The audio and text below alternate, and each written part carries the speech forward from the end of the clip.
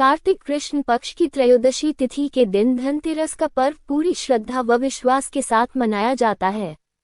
धन्वंतरि के अलावा इस दिन देवी लक्ष्मी और धन के देवता कुबेर की भी पूजा करने की मान्यता है। इस दिन को मनाने के पीछे धन्वंतरि के जन्म लेने की कथा के अलावा इसके बारे में एक दूसरी कहानी भी प्रचलित है।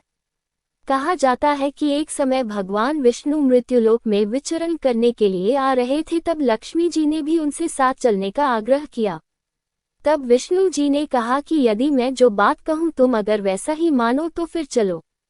तब लक्ष्मी जी उनकी बात मान गईं और भगवान विष्णु के साथ भूमंडल पर आ गईं।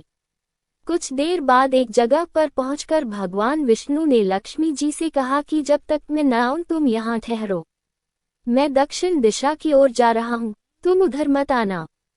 विष्णु जी के जाने पर लक्ष्मी के मन में कौतूहल जागा कि आखिर दक्षिण दिशा में ऐसा क्या रहस्य है जो मुझे मना किया गया है, और भगवान स्वयं चले गए।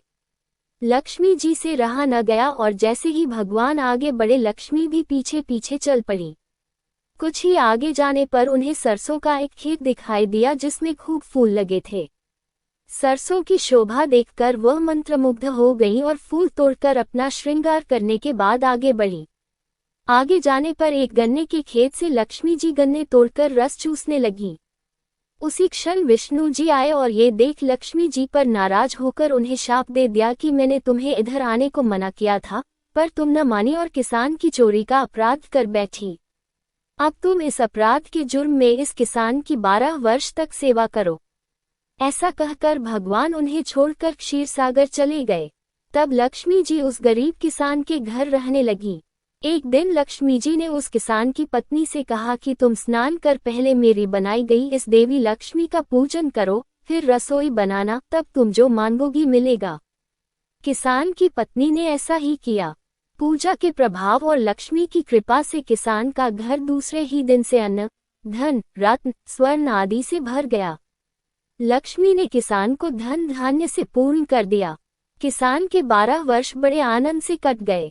फिर 12 वर्ष के बाद लक्ष्मी जी जाने के लिए तैयार हुई। विष्णु जी लक्ष्मी जी को लेने आए तो किसान ने उन्हें भेजने से इनकार कर दिया। तब भगवान ने किसान से कहा कि इन्हें कौन जाने देता है, ये तो चंचला है, कहीं नहीं ठहरती। इनको बड़े बड़े नहीं रोक सके। इनको मेरा शाप था, इसलिए 12 वर्ष से तुम्हारी सेवा कर रही थी। तुम्हारी 12 वर्ष सेवा का समय पूरा हो चुका है। किसान हठपूर्वक बोला कि नहीं, अब मैं लक्ष्मी जी को नहीं जाने दूंगा। तब लक्ष्मी जी ने कहा कि हे किसान, तुम मुझे रोकना चाहते हो तो जो मैं कहूँ वैसा करो। कल तेरस है, तुम कल घर को लीप पोत कर स्वच्छ करना, रात्रि में घी का दीपक जलाकर रखना और सायंकाल मेरा पूजन करना और एक तांबे के कलश में रुपए भरकर मेरे लिए रखना। मैं उस कलश में निवास करूंगी, किंतु पूजा के समय मैं तुम्हें दिखाई नहीं दूंगी। इस एक दिन की पूजा से वर्ष भर मैं तुम्हारे घर से नहीं जाऊंगी। ये कहकर वह दीपकों के प्रकाश के साथ 10 दिशाओं में फैल गईं। अगले दिन किसान ने लक्ष्मी जी के कथानुसार पूजन किया। उसका घर धन धान्य से पूर्ण हो गया।